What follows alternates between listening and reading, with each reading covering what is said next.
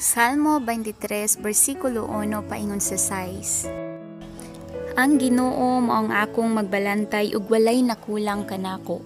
Gipapahulay ni ako sa mga lunhawng sibsibanan ug gitultulan ni ako sa tin-aw nga katubigan. Gilig-on ni ako, gitultulan ni ako sa dalan nga angay kong subayon, tungod ug alang sa iyang ngalan. Bisan pag maglakaw ako sa ngit-ngit nga walog sa kamatayon, dili ako mahadlok, kay naguban ka man kanako. Gipanalipdan mo ako pinaagi sa imong sungkod ug bunal.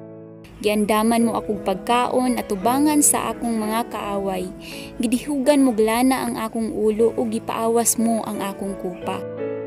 Ang imong kaayo ug gugma, maguban kanako sa tibuok kong kinabuhi. Ug magpuyo ako sa balay sa Ginoo hangtod sa kahangturan. Salmo 16, versikulo 1 paingon sa 11. Panalipdi ako o Dios kay kanimo midangop ako. Miingon ako sa Ginoo, ikaw mao ang akong Ginoo. Ang tanang maayong butang nga ania kanako nagikan kanimo. Pagka maayo gayud sa katawhan sa Ginoo, ang labing dako kong kalipay mao ang pagpakig-uban kanila.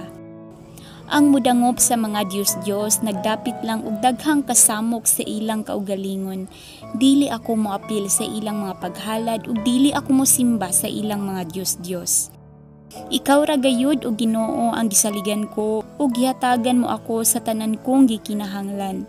Ang akong kinabuhi anaa sa imong kamot.